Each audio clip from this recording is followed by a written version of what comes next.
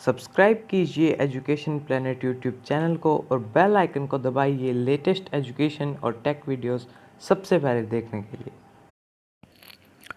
प्रिय विद्यार्थियों, class 5 EVS यानी एनवायरमेंटल स्टडीज़ पर्यावरण अध्ययन का चैप्टर नंबर 5 बीज बीज बीज पाठ को प्रारंभ करते हैं।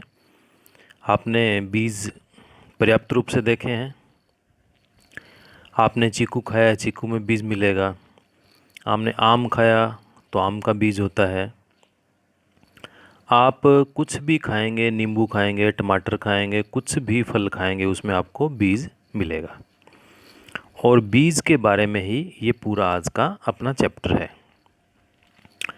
तो हम बात करते हैं जो गोपाल की किस प्रकार से अपनी माँ के साथ में बात हुई, वहीं से हम बात को प्रारंभ करते हैं।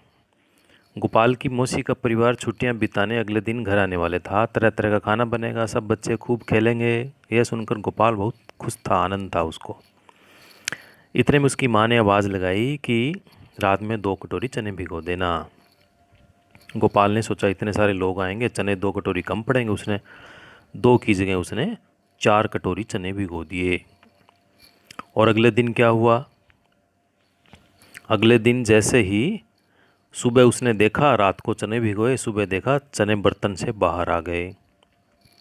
उसकी माँ ने कहा चलो अच्छा हुआ, तुमने इतने चने भिगो दिए, अब मैं आधे चने अंकुरित करके बुआ के लिए भिजवा दूंगी। अंकुरित, देखिए इसमें एक शब्द आया है अंकुरित। अंकुरित का क्या मतलब होता है? बीज के अंदर से जब अंकुरण निकल जाता है, अंकुरित शब्द है।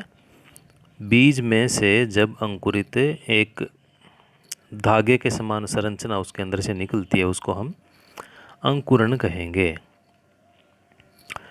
तो उसकी माँ ने कहा कि अंकुरित चने बुआ के घर पे भिजवा देंगे। तो अंकुरित करने के लिए भीगे हुए चने एक गीले कपड़े में लपेटकर टांग दिए। आपके घर पे भी ऐसा हुआ होगा कि आपकी मम्मी ने कोई मोठ बनाने हैं, चने बनाने हैं, इस प्रकार से अंकुरित करने के लिए कभी भिगोए होंगे और भिगोकर उसको गीले कपड़े में लपेटकर छोड़ दिया। तुम्हारे घर में कौन कौन सी चीज़ें खाना बनाने से पहले भिगोई जाती है और क्यों? आप थोड़ा सा इसमें सोचिए। आपके घर में चना, मूंग, मटर, राजमा इत्यादि जो सामग्री है उसको बनाने से पहले भिगोया जाता है। अब उसको भिगोते क्यों हैं? क्योंकि इनके दाने बहुत कठोर होते हैं, कड़े होते हैं, जिन्हें पकाने में बहुत समय लगता है। और भिगोने से ये मुलायम हो जाते हैं और इन्हें पकाने में बहुत कम समय लगता है। इसलिए खाना बनाने से पहले ये कई चीज़ें भिगो देते हैं। अगला इसमें प्रश्न है, तुम्हारे घर में कौन कौन सी चीज़ें अंकुरित करके खाई जाती है? उन्हें अंकुरित कैसे करते हैं और कितना समय लगता है? तो घरों में लगभग चने और मूंग ये अंकुरित करके खाए जाते हैं। चने या मूंग को पानी में रात भर भिगोया जाता है। सुबह उसे पानी से निकालकर गीले कपड़े में बांधकर छोड़ दिया जाता है। चने को अंकुरित होने में लगभग 36 से 48 घंटे, यानी चने को एक दिन से ज़्यादा समय लगेगा। मूंग को अंकुरित होने में 24 से 32 घंटे लगते हैं। क्या तुम्हें, अगला इसमें चर्चा का विषय है, क्या तुम्हें या तुम्हारे आसपास किसी को डॉक्टर ने अंकुरित खाना खाने की सलाह दी है क्या? क्यों दी है? हो सकता है घर में जब कोई बीमार होता है तो कई बार डॉक्टर अंकुरित खाना खाने की सलाह देते हैं। ये सलाह इसलिए दी जाती है क्योंकि अंकुरित खाना बहुत ही पौष्टिक होता है, यानी शरीर के लिए बहुत ताकतवर होता है, शरीर को मजबूत करता है, हमारे शरीर का, हमारा स्वास्थ्य अच्छा करता है। इसलिए डॉक्टर अंकुरित खाना खाने की सलाह देते हैं। इसके बाद में देखते हैं, ये देखिए आप, ये इसमें आपको ये दाल दिखाई दे रही है और इधर देखिए आप, ये बीज में से अंकुरण निकला है, ये चने का बीज है। चने के बीज में से ये जो सफ़ेद रचना बाहर निकली है, ये इसको ही अंकुरण कहते हैं, और ये अंकुरित चना इस प्रकार से होता है। क्लास 4th में भी आपके एक पार्ट था जड़ों का जाल, उसमें आपने भी ये चीज़ें देखी होगी। एक छोटा सा प्रयोग करेंगे। चने और 3 कटोरियाँ, चने ले लेंगे और 3 कटोरी ले लेंगे। पहली कटोरी में चने के 4-5 दाने लेंगे और कटोरी को पानी से पूरा भर देंगे। दूसरी कटोरी में उतने ही चने भीगी हुई रुई या कपड़े में रख देंगे। ध्यान इसका ये रखना है कपड़ा या रुई सूखने न पाए। तीसरी कटोरी में केवल चने ही रखेंगे और तीनों कटोरियों को ढक देंगे। अब 2 दिन के बाद में हम देखेंगे कि क्या होता है। 2 दिन के बाद में जब हम देखते हैं तो उसमें कुछ परिवर्तन अपने को दिखाई देते हैं, और वो परिवर्तन क्या होंगे। कटोरी 1, पहली कटोरी जिसमें हमने 4-5 चने के दाने रखे थे, चने के बीज रखे थे और उसको हमने पूरा भर दिया था। दूसरी कटोरी वो है जिसमें हमने चने को भीगे हुए कपड़े में लपेट कर रख दिया। तीसरी कटोरी में केवल चने रखे हुए हैं और उन बर्तनों को ढका हुआ है। अब देखते हैं कि क्या होता है।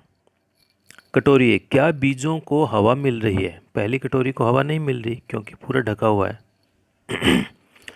दूसरी कटोरी में क्या बीजों को हवा मिल रही है, उसमें मिल रही है क्योंकि बीज पानी में डूबे हुए नहीं हैं।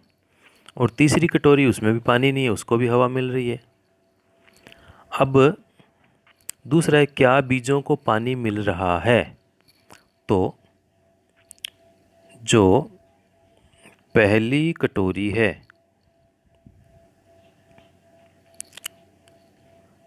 हम बात कर रहे हैं बीजों को पानी मिल रहा है क्या, तो जो पहली कटोरी है उसमें पानी मिल रहा है, हाँ। और कटोरी जो दूसरी है उसमें भी क्या पानी मिल रहा है, उसको भी मिल रहा है क्योंकि गीला कपड़ा लपेटा हुआ है। तीसरी कटोरी में पानी है ही नहीं, उसको नहीं मिल रहा। फिर बीजों में क्या बदलाव आया, तीसरा इसका बिंदु है। पहली कटोरी में क्या होगा, बीज काले पड़ जाएंगे। हम इसमें लिखेंगे, केवल इतना ही लिखेंगे, काले पड़ जाएंगे। इसको हम ठीक कर लेते हैं, काले पड़ जाएंगे, काला हो जाएगा, हमने केवल काला लिखा है इसमें। और दूसरी कटोरी में क्या होगा, बीज फूलकर बड़े हो जाएंगे। इसमें क्या हो जाएगा, फूलकर बड़े हो जाएंगे, हम इसमें लिखेंगे बड़े हो जाएंगे। तीसरी कटोरी में कोई बदलाव नहीं होगा। फिर अगला है, क्या बीजों में अंकुरण हुआ। पहली कटोरी में अंकुरण नहीं होगा, दूसरी कटोरी में अंकुरण हो जाएगा, तीसरी कटोरी में अंकुरण नहीं होगा। तो ये हमने प्रयोग किया 3 कटोरी लेकर। पहली कटोरी में हमने 4-5 चने के बीज रखे, पानी से पूरा भर दिया। दूसरी कटोरी में हमने बीजों को गीले कपड़े में या रुई में लपेट कर रख दिया, और तीसरे में हमने सूखे चने रख दिए, कोई पानी वानी कुछ नहीं डाला उसमें। अब ये इसका अपने सामने जब प्रयोग करा तो उसका ये परिणाम अपने को सामने मिलेगा। तो इस प्रकार से आप भी ये प्रयोग करके देख सकते हैं, और आप प्रयोग करके देखेंगे तो निश्चित रूप से आपको और अच्छी तरह से जानकारी इसकी हो जाएगी। और अब आगे देखते हैं, ये प्रयोग करने के बाद में किस कटोरी में बीजों में अंकुरण हुआ, इस कटोरी और बाकी कटोरियों के बीजों में क्या अंतर है। तो देखते हैं इसको। अंकुरण केवल दूसरी कटोरी में होगा जिसमें हमने भीगा हुआ कपड़ा रखा था, और कटोरी 2 के चने को पानी और हवा दोनों मिले। अंकुरण केवल दूसरी कटोरी में ही होगा कटोरी 2 के चने को पानी और हवा दोनों मिले। कटोरी 1 के चने को केवल पानी मिला था, पानी में पूरा भिगा हुआ था, और कटोरी 3 के चने उसको केवल हवा मिली। तो अंकुरण के लिए क्या आवश्यक है? हवा और पानी दोनों ज़रूरी है। इसलिए बीच वाली कटोरी में ही अंकुरण हुआ, क्योंकि उसको हवा भी मिली, उसको पानी भी मिला। अगली इसमें बात आती है, गोपाल की माँ ने भिगोए हुए चने अंकुरित करने के लिए गीले कपड़े में क्यों बांधे? गीले कपड़े में इसीलिए बांधे क्योंकि चने को पानी भी मिल जाए, गीला है इसलिए, और हवा भी मिल जाए। तो हवा और पानी दोनों मिल जाए, इसके लिए उसको गीले कपड़ों में बांधा था। इसके बाद में आगे है, एक गमला, एक छोटा प्रयोग हो रहा है। एक गमला या चौड़े मुंह वाला डिब्बा लेंगे, उसके नीचे छोटा सा छेद करके उसमें मिट्टी भर देंगे। किसी भी गमले में नीचे छेद करते हैं, छेद इसलिए करते हैं ताकि उसका जो अतिरिक्त पानी है उसमें से बाहर निकलता रहे। किसी एक किस्म के 4-5 बीज मिट्टी में दबा देंगे। एक किस्म के यानी चने के डाल दिए हमने या मूंग के डाल दिए। एक किस्म के 4-5 बीज उस गमले की मिट्टी में दबा दिए, और उसके बाद में ये प्रयोग करो तो आप कक्षा में अलग अलग कर सकते हैं। फिर बीज का नाम, किस दिन बोया, तारीख है, ये आप इसमें लिख सकते हैं। और उसके बाद में ये जो प्रयोग आएगा उसमें हम क्या क्या इसमें परिवर्तन आएगा उसको हम आगे देखेंगे। उससे पहले यहाँ पर ये एक छोटी सी बात इसमें हो रही है। साबुत मसूर को दलने से दाल बनी है, लेकिन मुझे तुम अंकुरित नहीं कर सकते। क्यों? क्योंकि साबुत मसूर को दाल बनाने में मसूर को कई प्रक्रिया से गुजरना पड़ता है, और इस प्रक्रिया के कारण से इसकी अंकुरित होने की क्षमता खत्म हो जाती है। तो ये जो प्रयोग किया गया है जिसमें हमने एक ही किस्म के कई बीज डाले हुए हैं, तो उसमें क्या आगे इसका परिणाम आता है। मान लीजिए हमने ये प्रयोग है छोटा सा, कि हमने किसी भी महीने की तारीख हम लिख लेते हैं इसमें 1, 2, 3 और 4, ये किसी महीने की हो सकती है। पौधे की लंबाई, पहले दिन क्या होगी? पौधे की लंबाई 1/2 सेंटीमीटर होगी। और पत्ते कितने दिखेंगे? बीज बोने की तिथि 5 नवंबर। कितने पत्ते दिखेंगे? पहले दिन हमने बोया है तो पत्ते हो सकता है उसमें दिखेंगे ही नहीं, पहले दिन बोने में तो कुछ नहीं दिखेगा, और कोई बदलाव नहीं आएगा। दूसरे दिन क्या होगा? पौधे की लंबाई कितनी हो जाएगी? ये हमने आधा सेंटीमीटर लिखा है तो ये ज़मीन के अंदर है। अगले दिन क्या हो जाएगा? ये आधा सेंटीमीटर से ये लगभग हो जाएगा 1.5 सेंटीमीटर का। फिर क्या होगा? 2 पत्ते इसमें दिखाई देंगे आपको, और कोई बदलाव नहीं आएगा। तीसरे दिन क्या होगा? तीसरे दिन 2 से 2.5 सेंटीमीटर तक इसकी लंबाई हो जाएगी। पत्ते कितने हो जाएंगे? पत्ते 2 से हो जाएंगे 4। और क्या होगा? क्या परिवर्तन होगा? तना, थोड़ा सा तना मोटा हो जाएगा, तो हम लिखेंगे यहाँ पे तना मोटा हो जाएगा। अब तना क्या होता है?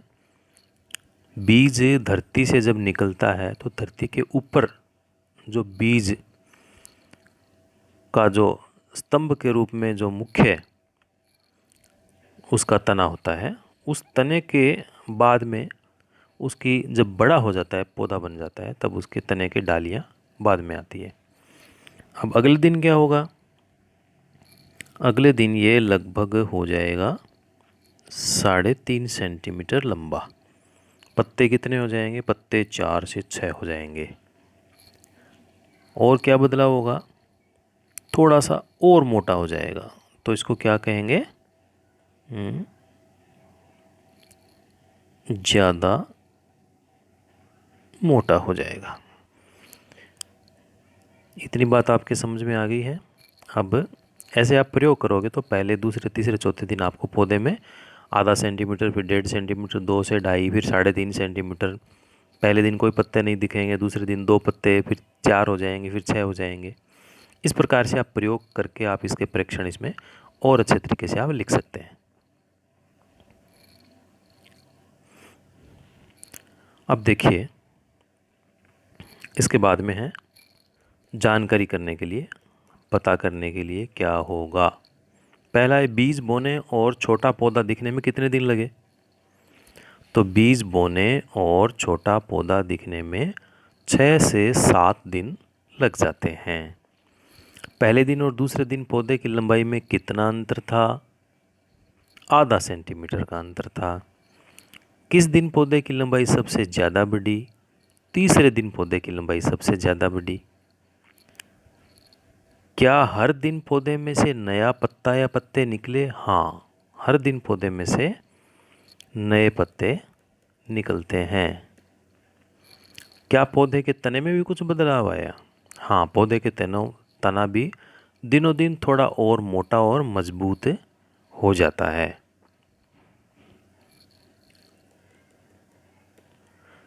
इसके बाद में देखिए, इसमें कुछ और इस प्रकार के चर्चा के प्रश्न हैं। किस बीज के पौधे को मिट्टी से बाहर आने में ज़्यादा दिन लगे?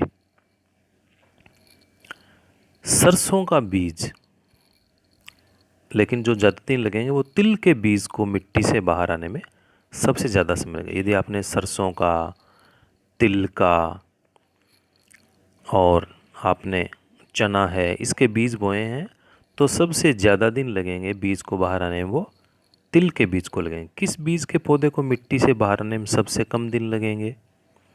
सरसों के बीज को मिट्टी से बाहर आने में, निकलने में कम दिन लगेंगे।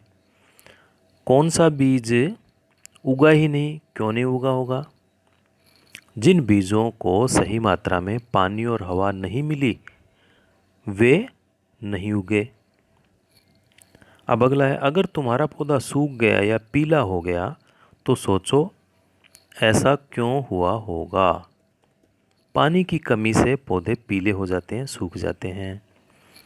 पौधों को पानी नहीं मिले तो क्या होगा?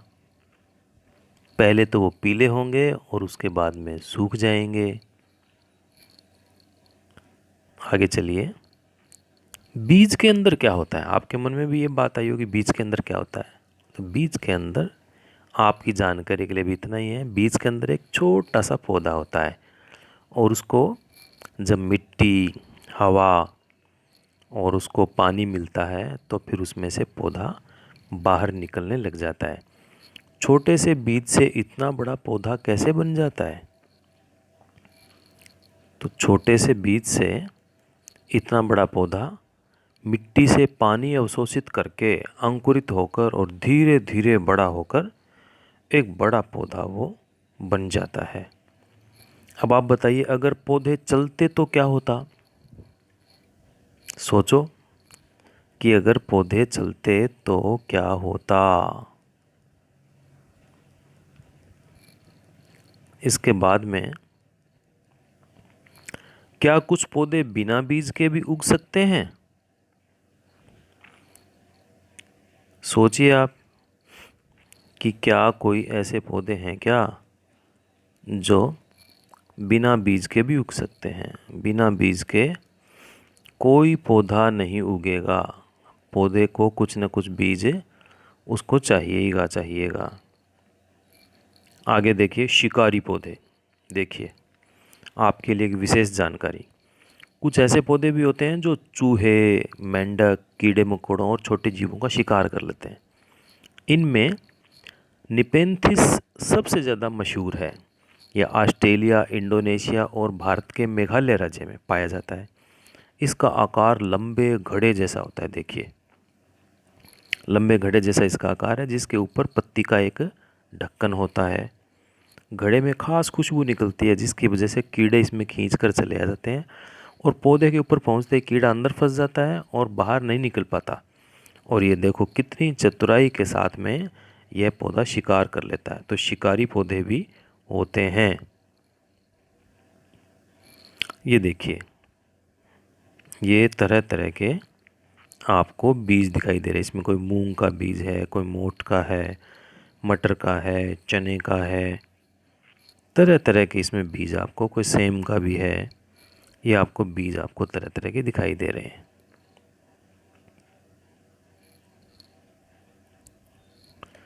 अब ये दी गई तालिका में एक चार्ट बनाओ और पूरी कक्षा के बच्चे मिलकर उसको भरें।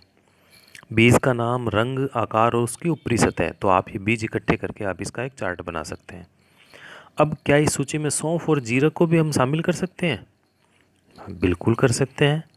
इस सूची में सौंफ और जीरे को भी शामिल हम कर सकते हैं। इकट्ठे किए गए बीजों में सबसे छोटा और सबसे बड़ा बीज कौन सा है? सबसे छोटा बीज भिंडी का और सबसे बड़ा बीज आम का, ये होता है। अब देखिए, समूह बनाना और लिखना। जो बीज मसालों के रूप में इस्तेमाल होते हैं, तो जो बीज मसालों के रूप में इस्तेमाल होते हैं वो होते हैं जीरा, काली मिर्च, धनिया, मेथी, सौंफ। ये बीज मसालों के रूप में प्रयोग होते हैं। जो सब्जी के बीज हैं, भिंडी, टमाटर, खीरा, कद्दू, ये सब सब्जी के बीज हैं। जो फलों से इकट्ठे किए गए हैं, तो फलों से जो इकट्ठे किए होंगे वो बीज होंगे सेब, संतरा, पपीता, चीकू, आम। ये फलों से इकट्ठे किए हुए बीज हैं। जो हल्के हैं, फूंक मारकर पता कर सकते हैं कि हल्के हैं या नहीं, जो फूंक मारने से उड़ जाए, ऐसे होते हैं अजवाइन, जीरा, सौंफ। ये इतने हल्के होते हैं कि फूंक मारने से उड़ जाते हैं। उसके बाद में जो चपटे बीज हैं, जो चपटे बीज होते हैं वो राजमा, सेब और सेम के होते हैं। और भी इसमें समूह बना सकते हैं। कौन कौन से बना सकते हैं? जैसे छोटे बीज, दूसरा एक समूह हो सकता है बड़े बीज, फिर हल्के बीज, भारी बीज, पानी में तैरने वाले बीज। ऐसे हम और भी कई समूह इसमें बना सकते हैं। क्या तुम बीजों से खेलने वाला कोई खेल जानते हो? अपने साथियों से आप इस विषय में बात कर सकते हैं। आम के बीजों से एक कहा जाता है कि बाजा भी बनाया जाता है। अब देखिए, घुमक्कड़ बीज भी होते हैं। पौधे अपनी सारी ज़िंदगी एक ही जगह खड़े रहते हैं, ये चलते नहीं, लेकिन इनके बीज बड़े ही घुमक्कड़ होते हैं। पौधों के बीज बहुत दूर दूर तक पहुंच जाते हैं। कैसे पहुंचते हैं? उड़कर पहुंचते हैं, या किसी जानवर के साथ में, उसकी त्वचा के साथ में लग जाते हैं। आप कहीं खेत में गए हो तो आपके कपड़ों पर भी कुछ बीज लग जाते हैं, वहाँ से लगकर कहीं दूर चले जाते हैं। आपने भी हवा में उड़ता हुआ बीज देखा होगा, एक बिल्कुल सफ़ेद रंग का, छोटे छोटे लंबे लंबे बाल होते हैं और उसके साथ में एक काला सा बीज लगा रहता है, वो हवा में उड़ता रहता है।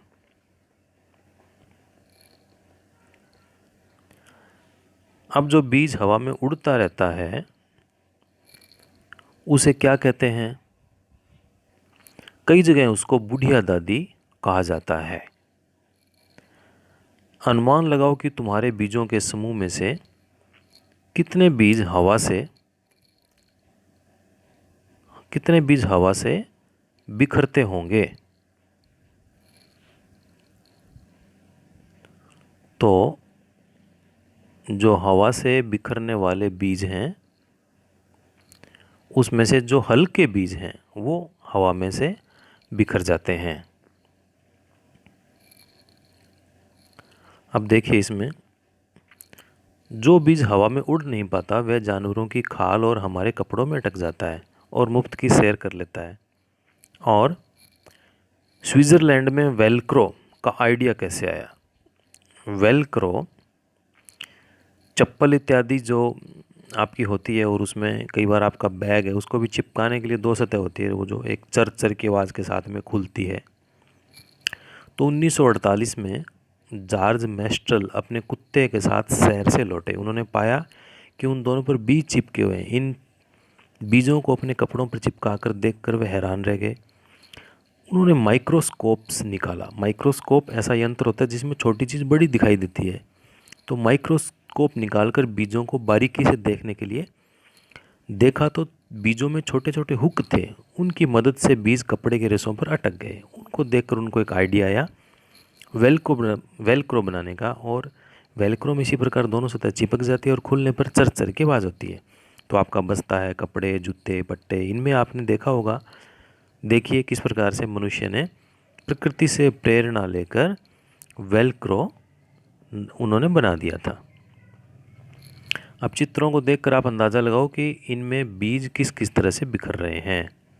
अब आप देखिए, पहले चित्र में गिलहरी बीज को ढो रही है, पकड़ कर ले जा रही है। दूसरे चित्र में चिड़िया बीज को ढो रही है, जिससे पता चलता है कि जानवर और पक्षी बीज को ढोते हैं। तीसरे चित्र में पता चलता है कि बीज पानी में तैर रहे हैं, तो पानी भी बीज ढोने का काम करते हैं।